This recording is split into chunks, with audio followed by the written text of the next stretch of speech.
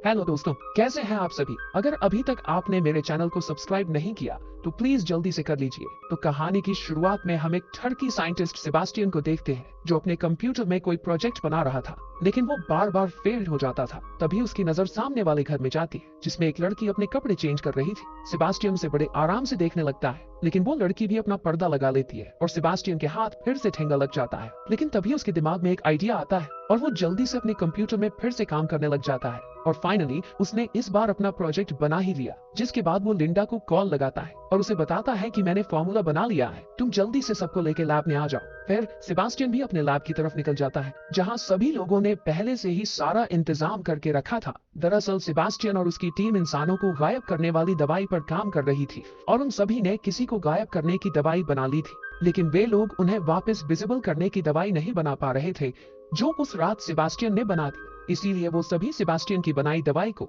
इस invisible monkey पर test करने लगते हैं, लेकिन मंकी को इंजेक्शन लगाते ही उसकी हार्ट बीट बहुत तेज होने लगती है और उसे हार्ट अटैक्स आने लगते हैं। फिर लिंडा जल्दी से उसे शॉक देने लगती है जिससे वापस उसकी हार्ट बीट नॉर्मल होने लगती है और फाइनली वो मंकी पूरी तरह से विजिबल हो जाता है और सेबास्टियन का एक्सपेरिमेंट सक्सेसफुल रहता है। फिर वो सभी जीत की खुशी में एक जोरदार पार्टी करते हैं जहां हम सेबास्टियन और लिंडा को देखते हैं। दरअसल वो दोनों पहले कपल्स थे, लेकिन किसी बात की वजह से वो दोनों अलग हो गए, लेकिन सेबास्टियन अभी भी उसे पसंद करता था और शायद लिंडा अब उसे पसंद नहीं करती थी। जिसके बाद अगले दिन वो सभी आईवीसी रिसर्च सेंटर में जाते हैं ताकि उन्हें अपने एक्सपेरिमेंट के बारे में बता सके, लेकिन सेबास्टियन वहां कुछ भी नहीं बताता है और उनसे कहता है कि अभी इसके ऊपर रिसर्च जारी है, हम जल्द ही फॉर्मूला ढूंढ लेंगे। फिर बाहर आते ही लिंडा और मैथ्यू तो काफी गुस्से में उससे पूछते हैं कि हमने तो फॉर्मूला बना लिया है ना, फिर तुमने उन्हें बताया क्यों नहीं। जिस पर सेबास्टियन उन्हें समझाता है कि अगर मैंने उन्हें इसके बारे में बता दिया तो वो हमसे फॉर्मूला लेके हमारी छुट्टी कर देंगे और खुद सारा क्रेडिट खा जाएंगे, इसीलिए मैं इसे खुद अपने ऊपर एक्सपेरिमेंट करके सबको बताऊंगा। जिसके बाद वो तीनों वापस अपने लैब में आ जाते हैं और बाकी डॉक्टर्स से झूठ बोलते हैं कि हमें इसे इंसानों पर यूज करने की परमिशन मिल गई है, लेकिन वो सभी अभी भी इसके खिलाफ थे। पर सेबास्टियन इसे खुद अपने ऊपर टेस्ट कर रहा था, इसीलिए वो सभी मान जाते हैं। जिसके बाद हम लिंडा को देखते हैं जो मैथ्यू के साथ अपनी रातें रंगीन कर रही थी, क्योंकि अब वो मैथ्यू से प्यार करती थी, इसीलिए उसने सेबास्टियन को उस दिन मना कर दिया था, लेकिन सेबास्टियन को अभी इसके बारे में कुछ भी नहीं पता था। खैर, जिसके बाद हम अगले दिन देखते हैं अब सेबास्टियन अपना फॉर्मूला अपने ऊपर ही टेस्ट करने जा रहा था। फिर सभी लोग फार्मूले को रेडी कर लेते हैं और सेबास्टियन खुद ही उस इंजेक्शन को अपने अंदर लगा देता है, जिसके तुरंत बाद ही उसकी पूरी बॉडी में बहुत दर्द होने लगता है और धीरे धीरे उसकी खाल गायब होने लगती है और थोड़ी देर बाद ही सेबास्टियन पूरी तरह से गायब हो जाता है और फाइनली उसका फॉर्मूला इंसानों पर भी सक्सेसफुल रहता है। लेकिन ह्यूज अमाउंट ऑफ पेन की वजह से सेबास्टियन कुछ घंटों के लिए बेहोश हो जाता है। फिर करीब 17 घंटों बाद उसे होश आ जाता है और अब वो पूरी तरह से इनविजिबल हो चुका था। उसकी आवाजें तो सबको सुनाई दे रही थी पर वो किसी को दिखाई नहीं दे रहा था। जिसके बाद रात को वो सभी लैब से चले जाते, लेकिन रोजिया सेबास्टियन की देखभाल के लिए वहीं पर रुक जाती है।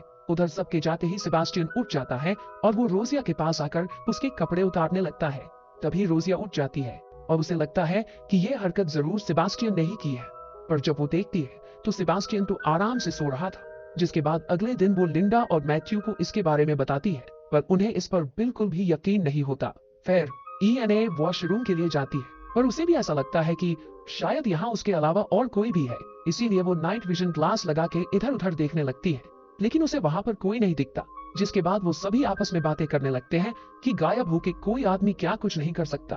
अब तो मुझे बाथरूम जाने में भी डर लगने लगा है और उन्हें लगता है कि शायद सेबास्टियन के मन में बुरे ख्यालात हैं। फिर वो सभी वहां से चले जाते हैं, लेकिन साला हरामी सेबास्टियन वहीं बैठकर ये सब सुन रहा था। जिसके बाद हम लिंडा को देखते हैं, वो लैब में अकेले अपने किसी प्रोजेक्ट पर काम कर रही थी। तभी पीछे से सेबास्टियन वहां आ जाता है और वो लिंडा को किस करने लगता है और उसे साथ में रातें रंगीन करने के लिए कहता है, पर लिंडा उसे मना करके वहां से चली जाती है क्योंकि वो तो अब मैथ्यू से प्यार करती थी। जिसके बाद अगले दिन आज सेबास्टियन को वापस विजिबल करने का दिन था, इसीलिए वो सभी लोग फिर से उसे इंजेक्शन लगा देते हैं, जिससे फिर से उसकी पूरी बॉडी में बहुत दर्द होने लगता है, लेकिन वो वापस विजिबल नहीं हो पा रहा था और उसकी हार्ट बीट धीरे धीरे बंद हो रही थी और थोड़ी देर बाद वो फिर से गायब हो जाता है। यानी इसका मतलब ये है कि उनका एक्सपेरिमेंट फेल हो गया है और अब सेबास्टियन इनविजिबल ही रहेगा। जिसके बाद वो सभी एक ग्लू पेस्ट बना के उसे सेबास्टियन के ऊपर लगा देते हैं ताकि इसकी वजह से वो सबको दिखाई दे सके। जिसके बाद वो सभी वापस न्यू फॉर्मूला बनाने में लग जाते हैं, लेकिन हर बार वो फेल हो जाते थे। उधर इस हालत में सेबास्टियन को पूरे 10 दिन हो चुके थे और अब वो इससे बहुत परेशान हो चुका था, क्योंकि इस हालत में वो ना ही कहीं बाहर जा सकता था और ना ही लैब में कहीं घूम सकता था, क्योंकि उसने ये सब बिना परमिशन के किया था। अब एक दिन उसका दिमाग बहुत ज्यादा खराब हो जाता है, इसीलिए वो सबके वहां से जाने के बाद मार्टिन से कहता है कि मैं थोड़ी देर के लिए बाहर जा रहा हूँ। पर मार्टिन उसे बाहर जाने से मना करता है, लेकिन उस लैब का हेड तो सेबास्टियन ही था, इसीलिए वो उसे नहीं रोक पाता और उसके बाहर जाते ही वो जल्दी से लिंडा और मैथ्यू को कॉल करके इसके बारे में बता देता है। उधर सेबास्टियन अपने घर पर आ जाता है, जहां उसकी नजर फिर से उस सामने वाले घर में जाती है, जहां वही लड़की फिर से अपने कपड़े चेंज कर रही थी। अब सेबेस्टियन की नजर काफी सालों से उस पर थी, इसीलिए उसके मन में हवस जागने लगती है और वो अपने इस रूप का फायदा उठाने की सोचता है। उधर जेनी नहा रही होती है, तभी कोई उसकी डोरबेल बजाता है, लेकिन जब वो बाहर देखती है तो वहां पर कोई भी नहीं था। फिर दोबारा कोई डोरबेल बजाता है, इसीलिए वो जल्दी से गेट खोल के चेक करने लगती है, मगर इस बार भी उसे वहां पर कोई नहीं दिखता। लेकिन उधर से साला हरामी सेबास्टियन गायब होकर उसके घर के अंदर आ जाता है। अब जेनी को बार बार यहाँ किसी के होने का एहसास हो रहा था, लेकिन इससे पहले उसे कुछ समझ आता, सेबास्टियन उसे पीछे से दबोच लेता है और वहीं पर उसकी बजाने लगता है। दूसरी तरफ लिंडा उसे ढूंढती ढूंढती उसके घर में आ जाती है। तभी वो देखती है कि सेबास्टियन का मास्क और उसके कपड़े यहाँ पर पड़े हुए हैं, यानी वो गायब होकर बाहर चला गया है। उधर साले सेबास्टियन ने बेचारी जेनी की बजा बजा कर उसकी लाल कर दी थी। तभी वो लिंडा को अपने रूम में देख लेता है। इधर लिंडा मैथ्यू को जल्दी से यहाँ आने के लिए कहती है, इसीलिए मैथ्यू सभी को बेहोशी वाली गन दे देता है, ताकि जिसे भी सेबास्टियन दिखे वो उसे शूट करके बेहोश कर सके। लेकिन तभी वहां पीछे से सेबास्टियन आ जाता है और उन सब की ये बातें सुन उनसे कहता है कि मैं इस प्रोजेक्ट का लीडर हूँ, इसीलिए मेरा जो मन करेगा मैं वही करूंगा, तुम लोग मुझे बाहर जाने से नहीं रोक सकते। और ये कहकर वो वापस अंदर चला जाता है, जिसके बाद वो सभी भी वहां से चले जाते हैं। अगर रात को हम लिंडा को देखते हैं, जो आराम से अपने रूम में सो रही थी, तभी कोई उसकी चद्दर हटा के उसके कपड़े खोलने लगता है, लेकिन अचानक उसकी नींद खुल जाती है। दरअसल वो बस सपना देख रही थी। जिसके बाद लैब में मैथ्यू सबको बुलाता है, क्योंकि उसने सेबास्टियन को वापस विजिबल करने का फॉर्मूला बना लिया था, लेकिन लास्ट टाइम पर वो अनस्टेबल हो जाता है और उसका फॉर्मूला बेकार हो जाता है, जिससे सेबास्टियन काफी गुस्से में वहां से चला जाता है।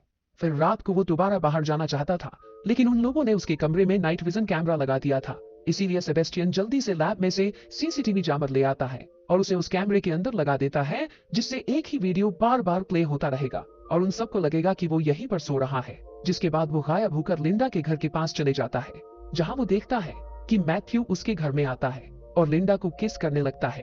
फिर दोनों साथ में अपनी रातें रंगीन करने लगते हैं, जो देख सेबास्टियन को बहुत गुस्सा आता है, इसीलिए वो एक पत्थर से उनकी खिड़की तोड़ देता है, जो देख वो दोनों काफी डर जाते हैं और लिंडा जल्दी से लैब में फोन लगाती है और सेबास्टियन के बारे में पूछती है, पर मैक्स उसे बताता है कि वो तो अपने कमरे में ही सो रहा है, मैं उसे देख सकता हूँ। इधर सेबास्टियन वापस लैब में आ जाता है, लेकिन वो इनविजिबल कुत्ता उसे देख के उसके ऊपर बहुत भौंकने लगता है, इसीलिए गुस्से में सेबास्टियन उस कुत्ते को वहीं पर मार देता है। जिसके बाद जब रोजी सभी जानवरों को खाना देने आती है, तो वो देखती है कि किसी ने उस कुत्ते को जान से मार दिया था। लेकिन जब अगले दिन वो सभी सीसीटीवी फुटेज देखते हैं, जिसके हिसाब से तो सेबास्टियन कमरे से बाहर ही नहीं गया था, इसीलिए वो लोग बिना सबूत के कुछ नहीं कह सकते थे। जिसके बाद हम लिंडा को देखते हैं, वो अपने कमरे में कुछ काम कर रही थी। तभी उसे ऐसा एहसास होता है कि सेबास्टियन यहीं पर है, इसीलिए वो जल्दी से लैब में चली जाती है और सेबास्टियन के रूम में जाके चेक करने लगती है, लेकिन सेबास्टियन तो वहां पर नहीं होता, पर उस सीसीटीवी कैमरे में तो वो सोते हुआ दिख रहा था। तभी लिंडा उस कैमरे को चेक करती है, तब उसे पता चल जाता है कि साला सेबास्टियन इतने दिनों से उनका मामू बना के आराम से बाहर घूम रहा था।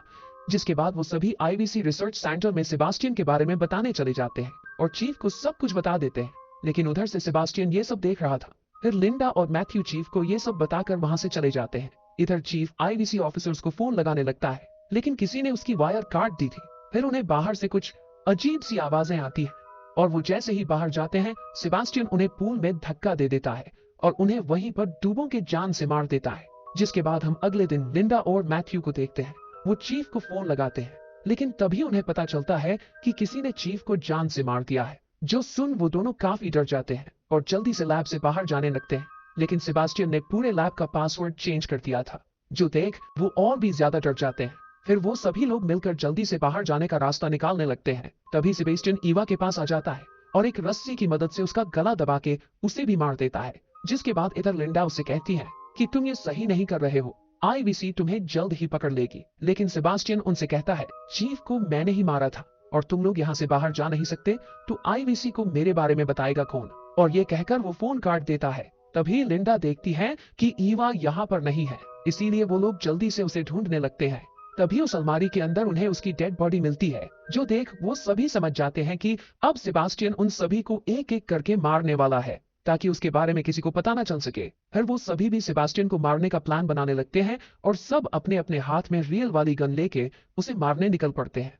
इधर से लिंडा उन दोनों को नाइट विजन की मदद से सेबास्टियन की लोकेशन बताती रहती है। तभी पीछे से सेबास्टियन मैक्स का गला दबाने लगता है। मैथ्यू उसे बचाने के लिए लगातार फायरिंग करने लगता है, लेकिन मैक्स बच नहीं पाता और वहीं पर उसकी जान चली जाती है, जिसके बाद वो मैथ्यू को भी पीटने लगता है। तभी लिंडा वहां जल्दी से आ जाती और मैथ्यू को बचा के अंदर ले जाती है।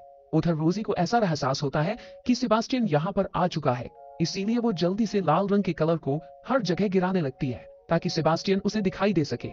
लेकिन सेबास्टियन उसे पीछे से पकड़ लेता है और वो रोजिया को भी वहीं पर मार देता है। अब बस वो 3 लोग बचे हुए थे और अपनी जान बचाकर इधर उधर भाग रहे थे। तभी पीछे से सेबेस्टियन मैक्स के पेट में रामपुरी घुसा देता है और उसे भी मार देता है।